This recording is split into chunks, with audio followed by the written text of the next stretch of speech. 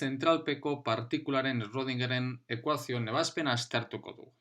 Gure potentziala zentrala bada horrek esan nahi du bakarrik R-ren moduluaren funtzioan dugula.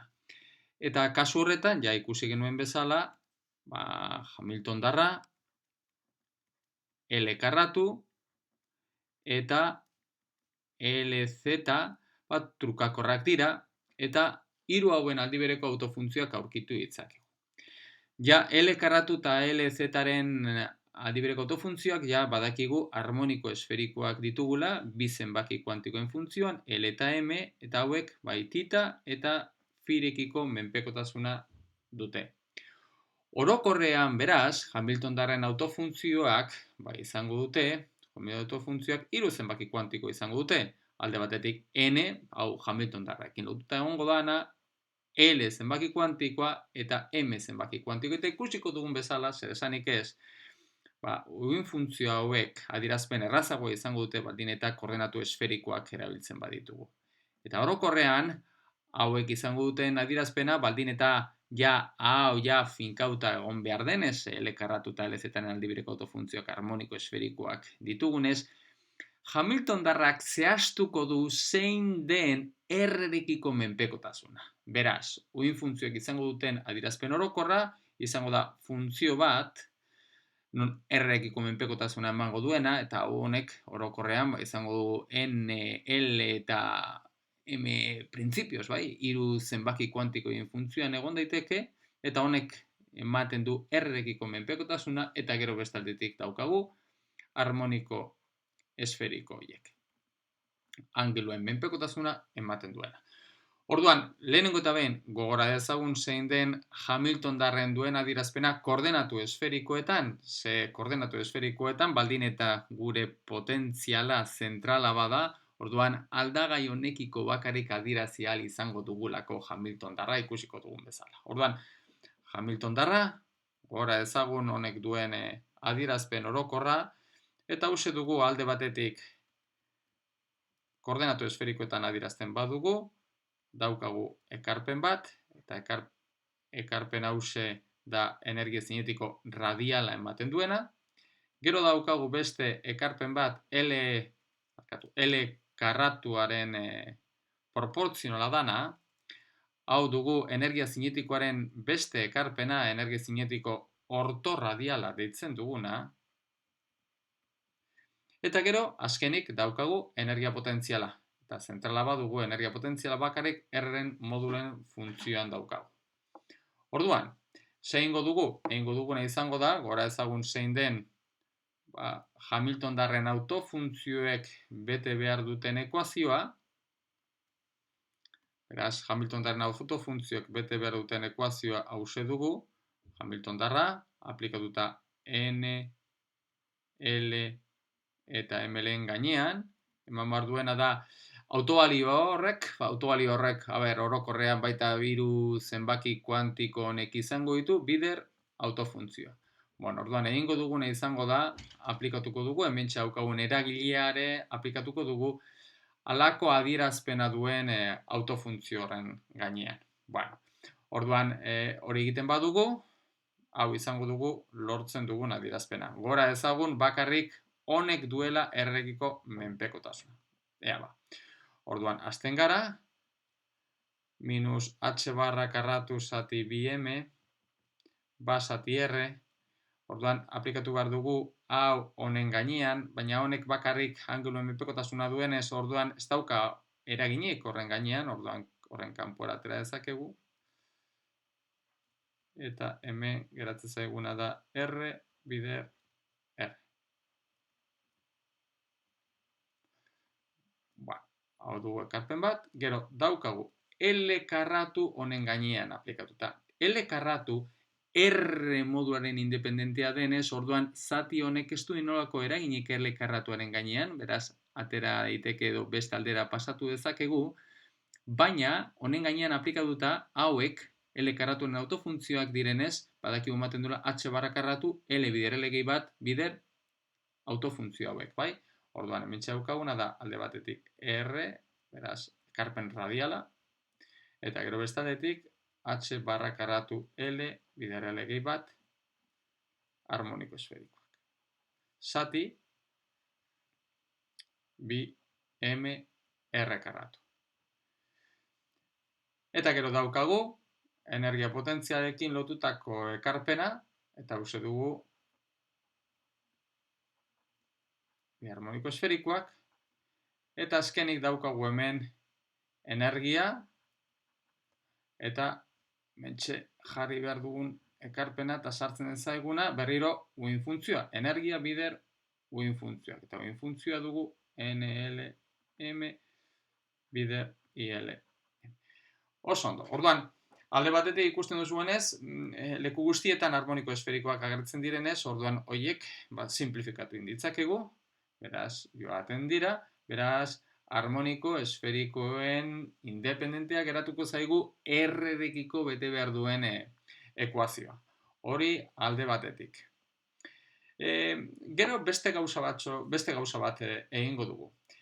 Basati R hau hemen agertzen denez, zera egingo dugu? Egingo dugu ekuazio guztia hau egingo dugu bider R. Beraz, biderkatuko dugu. Ekuazio hau ze bider R.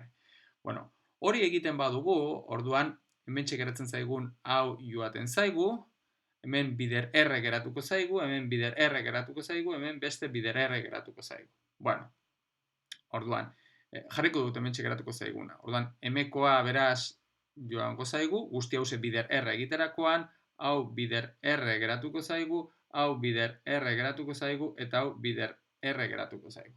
Orduan, ikusten duzuenez, guztietan agertzen da R bider R-ekiko menpekotasun ematen duen funtzioaren ekarpena, beraz, guztietan agertzen zaigu hau, beraz, bider R moduluaren eginda, hau, eta hau, bai? Orduan, ze egingo dugu? Ba, guzti honi izen bat emango diogu. U, N, L, M.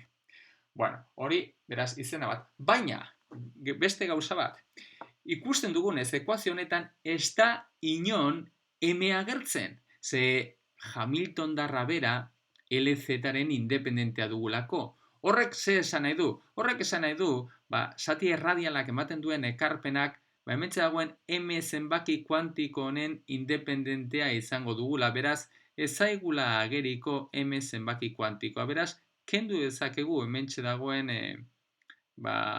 zenbaki kuantiko horren eragina hementxe daukagun guztietan, bai? Orduan, baita hementxe daukagun autobalioetan. Autobalio horiek M zenbaki kuantiko horren independenteak izango ditugu.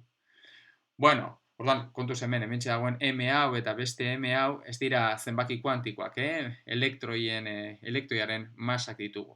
L bai agertzen dela, L zenbaki kuantikoa bai agertzen zaigula. Beraz, printzipioz, hementxe agertzen den uin funtzioen zati erradiala ematen duen uin funtzioen ekarpen honek bai izango duela L zenbaki kuantikoaren eragina eta autobalio horiek ere bai.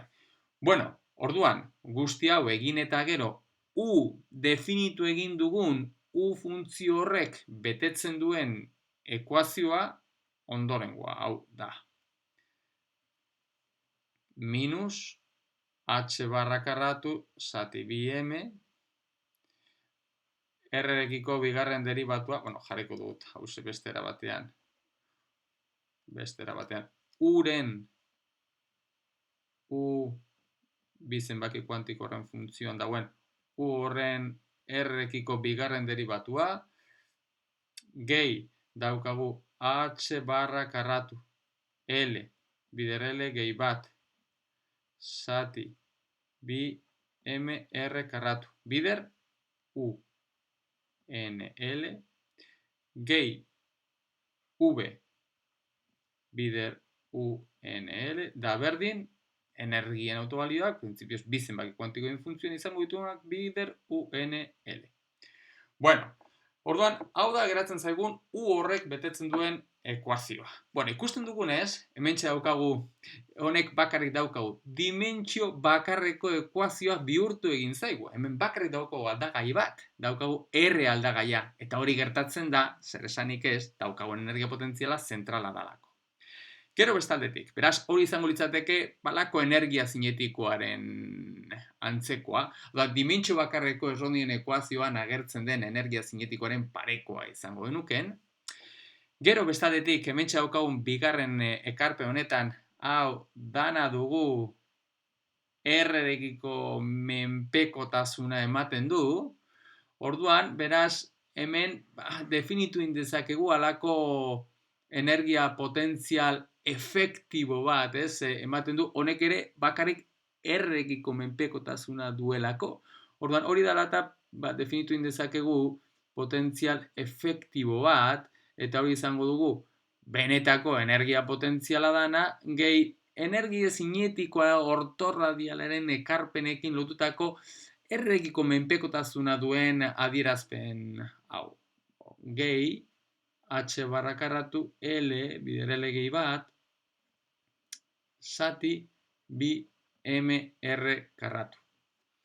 Beraz, honek duen itxura, uin funtzio honek, edo definitu dugun u funtzio horrek betetzen duen Schrödingeren ekuazioen itxura da dimentsio bakarrekoa, non hau izango litzateke energia zinetikoa, eta honi dagokion energia potentzial efektiboa izango litzateke hau. Alde batetik energia potentziala horreala, gehi hause.